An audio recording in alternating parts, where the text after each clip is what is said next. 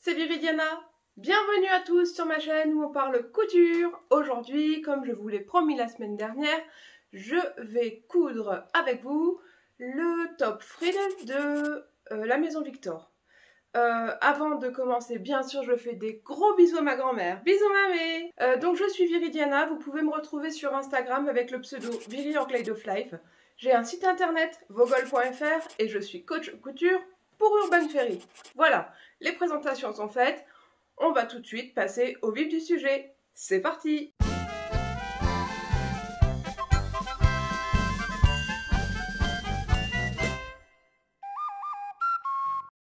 Allez, ce soir, je m'attaque à la coupe du t-shirt frill de la Maison Victor, du dernier numéro de la Maison Victor. C'est un jersey de coton que j'ai acheté en janvier dans la mercerie de mon coin. Jersey de coton et élastane, bleu marine avec des têtes de mort. Enfin, des têtes, vous savez, comme au Mexique, je ne sais plus comment on les appelle. Enfin, couleur bronze. C'est très sympathique. J'espère que ce sera assez fluide pour rendre bien sur cette forme de t-shirt. En tout cas, je suis partie pour la découpe. C'est parti! Et bien sûr, pour couper les deux parties du devant, j'ai pensé à ouvrir mon tissu en simple épaisseur. Et je me mets sur l'endroit du tissu. Allez, je coupe! On se retrouve aujourd'hui pour commencer la couture du t-shirt frill de la Maison Victor. Donc voilà, je vais essayer de rassembler mon devant. Et pour cela, il va falloir que je fronce de cet endroit-là jusqu'au bout de la pièce bas du devant. Comme ça, ce sera la même longueur que l'arrondi ici du haut du devant. Alors c'est parti, je vais faire deux petits fils de fronce à la machine à coudre que j'enlèverai après quand j'aurai passé la surjeteuse. Voilà, c'est fait. Vous voyez ici mes deux fils de fronce tout près du bord. Je vais maintenant tirer sur mes fils de canette pour pouvoir rendre cette grande longueur du bas à la même longueur que le haut.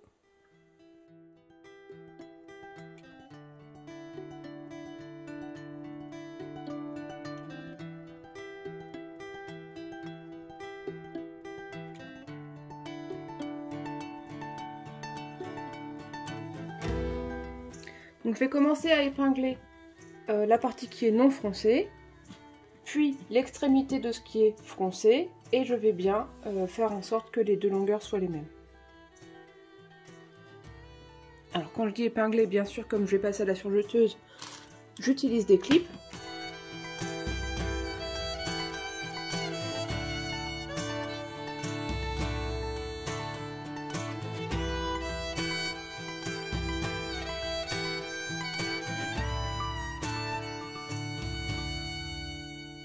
The apartment became black, as cold as a frozen bone.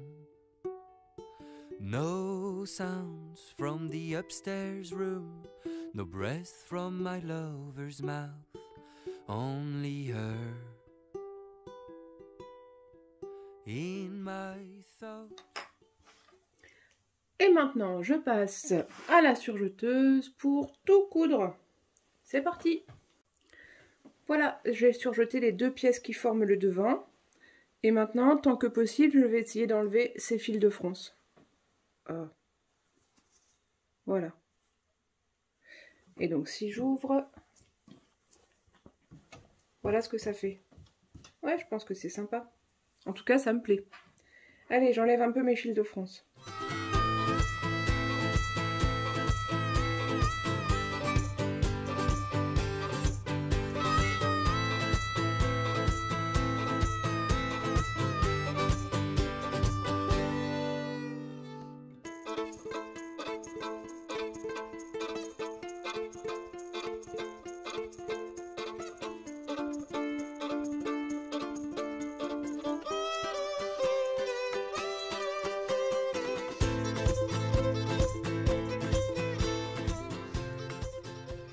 Je crois que j'en aurai pas plus. Donc je vais couper mes fils à ras et on va regarder si on ne voit plus rien du tout de ce côté-là.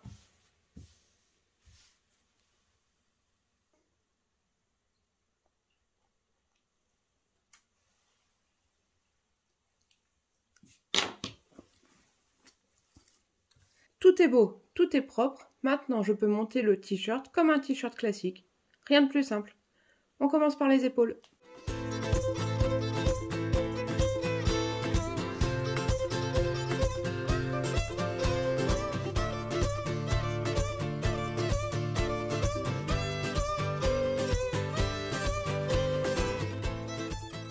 À la surjeteuse. Voilà, j'ai cousu les épaules. Donc ça, c'est le côté où il y a l'empiècement. Et là, c'est le côté où l'épaule est entière. Voilà. Je vais préparer les deux prochaines étapes en même temps, c'est-à-dire placer la bande d'encolure et placer les manches. Pour la bande d'encolure, je vais commencer par la piquer endroit contre endroit à 7 mm, mais à la machine à coudre. Comme ça, je peux ouvrir les marges de couture et j'ai moins de surépaisseur. Ma bande d'encolure est cousue, j'ouvre bien les marges et je plie en deux, envers contre envers, et je vais placer déjà les pinces là où j'ai des crans de montage, c'est-à-dire le milieu dos ici au niveau de la couture. Sur le côté, il y a un petit cran aussi, vous voyez. Ce sera une couture d'épaule. Après, il y a le milieu devant. Hop, le cran est ici.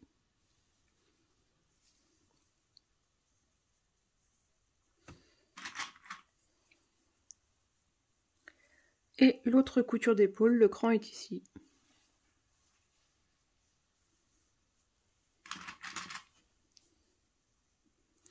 Et maintenant, je dispose tout ça, endroit contre endroit, sur mon encolure.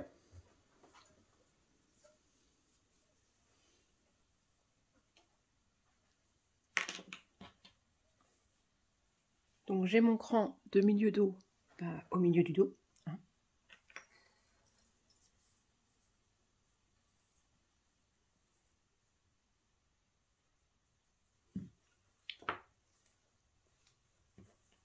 Hop, une épaule avec les marges de couture vers l'arrière.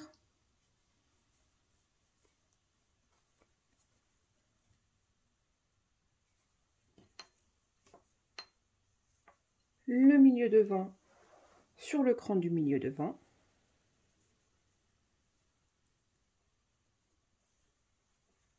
Et la deuxième épaule à sa place. Toujours avec les marges vers l'arrière.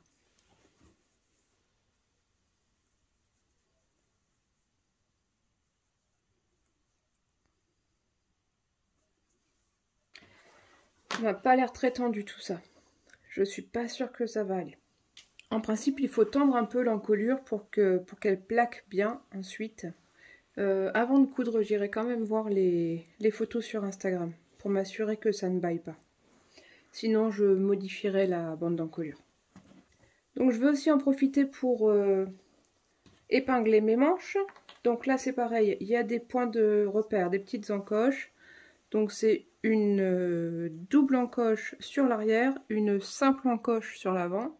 Donc ça c'est l'avant, ici la pointe d'épaule, ici, hop, avec deux encoches, c'est le dos.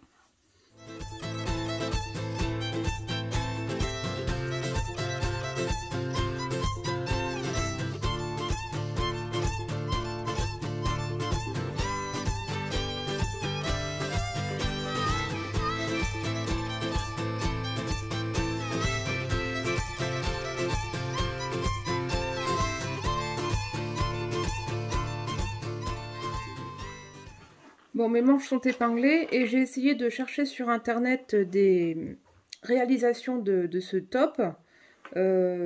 Apparemment, il n'y a pas grand monde qui l'a cousu, à part petit bout de création que j'ai trouvé sur Instagram. Et on voit quand même que sa bande d'encolure baille. Donc je décide de raccourcir cette bande d'encolure d'au moins 2 cm. Donc, je vais me placer ici. Au moins, je vais peut-être même faire 2,5. Allez, hop. Je décide donc de raccourcir de 2,5. Hop.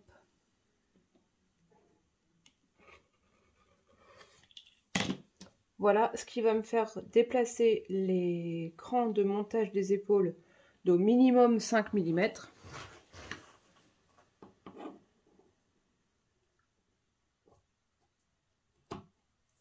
Ok, et je retourne coudre ça à la machine à coudre.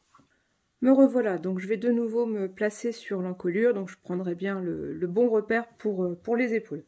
J'ouvre la marge de couture, parce que le but est bien là, hein, quand on coud à la machine à coudre, c'est d'avoir très peu d'épaisseur au niveau du cou, pour que ce soit confortable.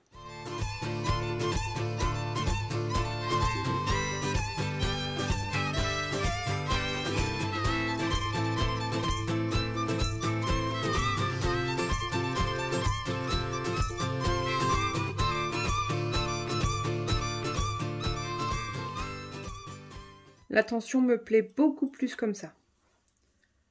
Ça baillera vraiment moins. Allez, direction la surjeteuse.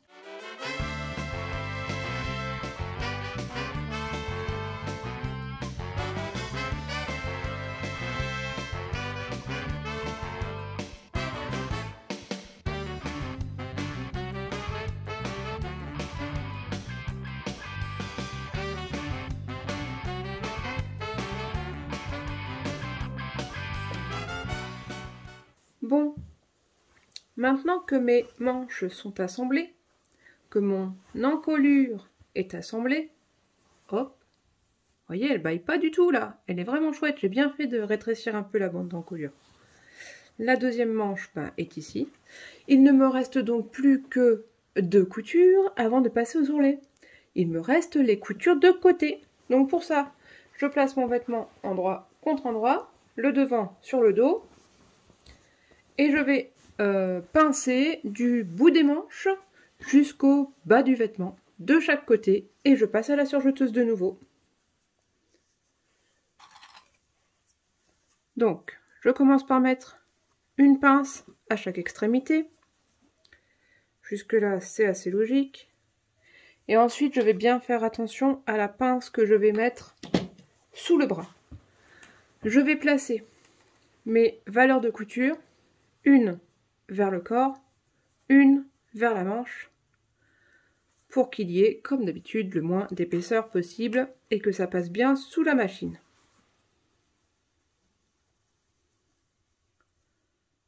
Voilà, mais je m'arrange quand même pour avoir une très belle croix à la jonction, hein. On laisse pas 1 millimètre traîner par ici. Sinon, c'est pas joli. Vous allez me dire, personne ne le voit. Ouais, mais vous le savez. Et il faut faire au plus propre, au plus joli, pour ne jamais avoir honte de ses créations. Enfin, ce que je veux dire par là, c'est qu'il faut faire de son mieux. Pas forcément que ce soit parfait, mais comment on ait fait l'effort de faire du mieux possible.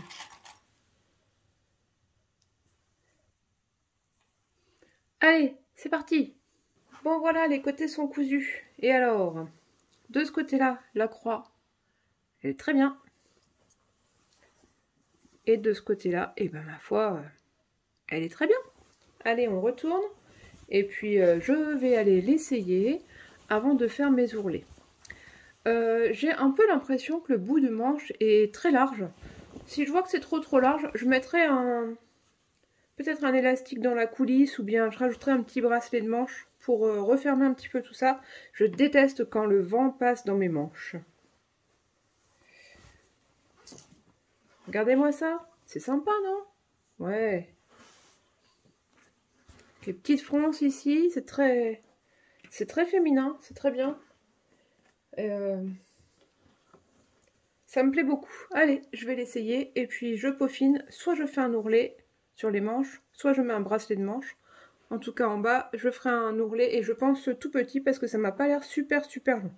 Je viens d'essayer mon top et il me va plutôt bien. Il faut pas que je fasse un trop grand ourlet en bas parce que j'ai pas beaucoup de marge. Je vais aussi essayer de surpiquer l'encolure pour que les marges de la bande ne bougent pas. Et par contre, j'ai remarqué que le poignet de manche était un peu large à mon goût. Donc, je vais essayer de faire une coulisse pour pouvoir glisser un élastique. Voilà. Comme ça rapprochera le tissu de mon poignet et il n'y aura pas de courant d'air. J'aime pas ça. J'aime pas les courants d'air. Voilà. Alors, c'est parti pour plaquer les marges de la bande d'encolure. Hop. Donc, j'ai choisi un point de recouvrement 2 aiguilles larges. Et je vais commencer sur un côté. au niveau de l'épaule.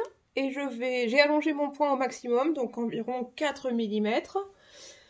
Et je vais placer les 2 aiguilles sur le corps du t-shirt et non pas une dans le t-shirt, une dans la bande d'encolure, comme ça peut arriver parfois. C'est parti!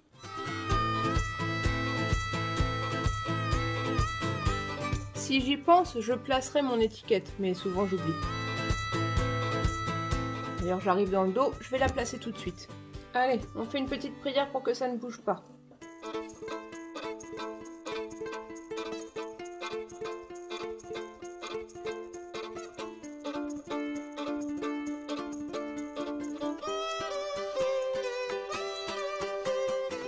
Donc j'arrive là où j'ai commencé, je vais repasser tout de suite les 2 fils de démarrage sur le dessous. Donc pour ça je démonte un tout petit peu les premiers points pour que les fils d'aiguille repassent. Hop, dessous, j'en ai eu un. 6, 1, 2, 3, 4, ils y sont tous. Ok, et maintenant je vais repasser point sur point sur ce que j'ai déjà fait au départ.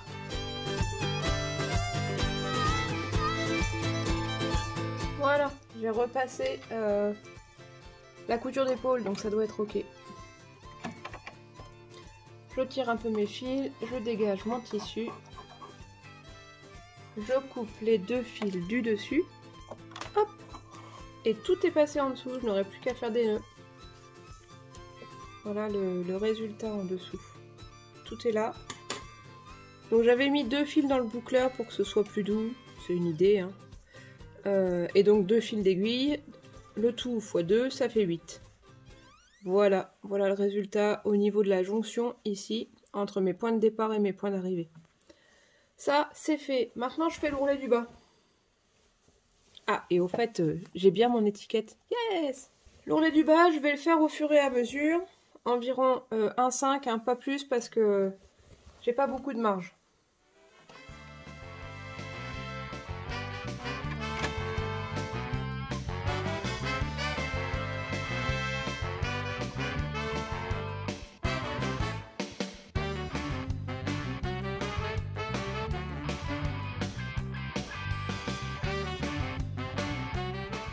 Tout le dos est fait. Maintenant, j'arrive sur le devant.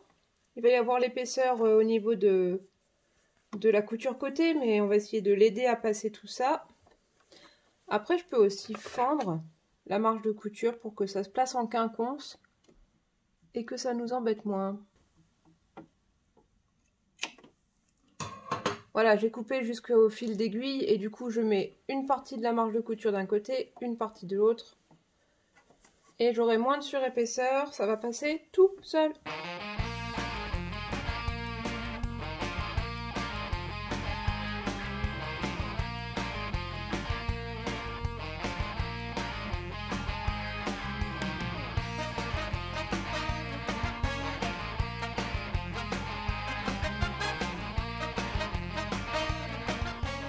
Donc là pareil, j'arrive sur mes premiers points, donc je vais repasser les 2 fils d'aiguille en dessous.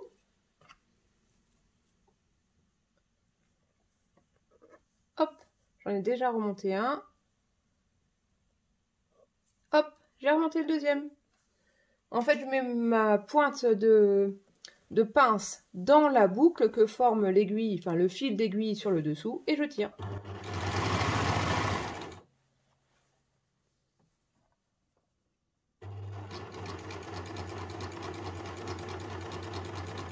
Là, je repasse bien point sur point. Je suis arrivée au niveau de la couture côté. Je m'arrête là.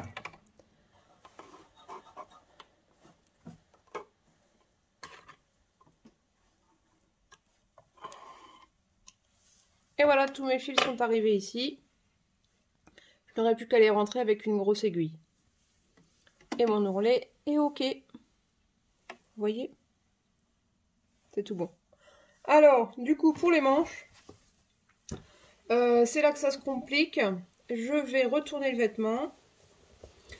Et je vais faire donc la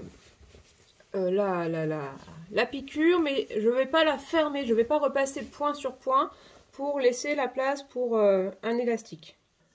J'ai pas besoin d'une grande ouverture, hein. 1 cm sera suffisant. voyez, du coup, je fais vraiment chevaucher ma couture entre l'ourlet et le corps de la manche.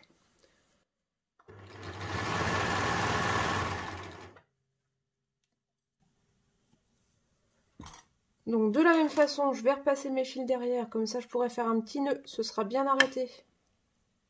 Donc j'en ai un là. Hop, et l'autre il est... Ça y est, je l'ai eu. Ok, je fais tout de suite un nœud pour pas que ça s'effiloche, pour pas que ça se découse plus exactement. Parce que c'est le problème des points de recouvrement, c'est que ils se décousent facilement.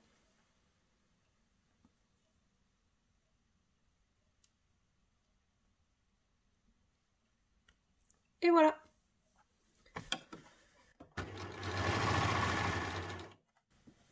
Pareil, donc je vais laisser juste une ouverture au niveau de la couture côté.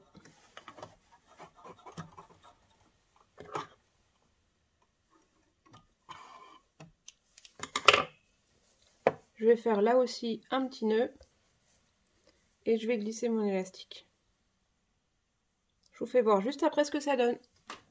Voilà, j'ai donc coupé deux morceaux d'élastique de 23 cm chacun. C'est un peu plus grand que mon poignet, mais comme ça je peux faire chevaucher les morceaux d'élastique pour les coudre. Et avec l'épaisseur du tissu, ça devrait être proche de mon poignet sans pour autant me serrer trop. Donc, je passe l'élastique 2 fois dans l'épingle à nourrice et j'utilise la petite ouverture que j'ai laissée au moment des ourlets pour faire coulisser tout ça.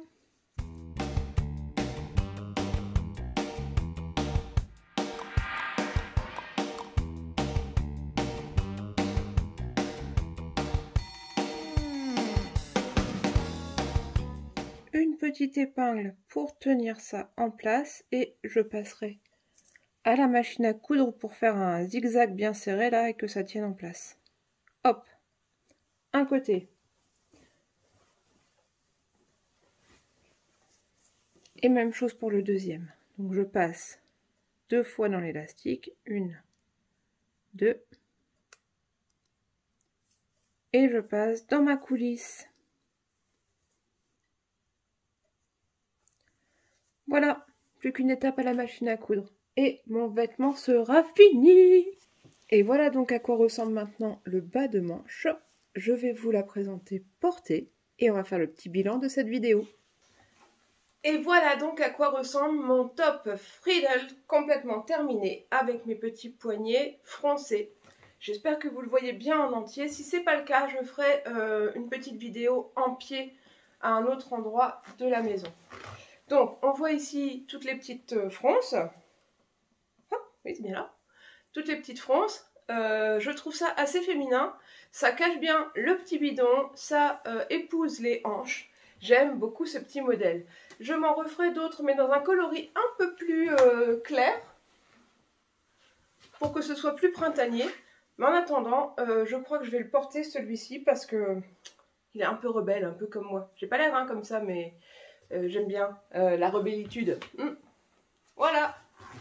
Si vous avez aimé cette vidéo, n'hésitez pas à mettre un petit pouce. Abonnez-vous, appuyez sur la petite cloche pour avoir les notifications. Et nous, on se retrouve la semaine prochaine. D'ailleurs, la semaine prochaine, ou dans les semaines à venir, je vais essayer de vous faire le sew-along de Sony, le sweat pour hommes du dernier magazine de la Maison Victor. Hop. C'est bien dans ce magazine que j'ai trouvé ce modèle, que j'avais trouvé le modèle Mali, cousu il y a quelques temps, et que je vais coudre aussi le sweat Sony pour hommes. C'est le dernier numéro de la Maison Victor, il n'y en aura plus, c'est terminé. Vous pouvez parfois en trouver encore un peu dans les supermarchés ou dans les librairies. N'hésitez pas à vous procurer ce dernier numéro, cet ultime numéro, parce qu'il y a dedans des pépites. Voilà, donc prochainement il y aura... le sweat Sony. D'ailleurs, si vous voulez coudre vous aussi ce sweat, n'hésitez pas à me le notifier sur Instagram avec le hashtag défi LMV Sony. Comme ça, on pourra partager à la fin de ma vidéo vos créations aussi. Allez, à la semaine prochaine, gros bisous!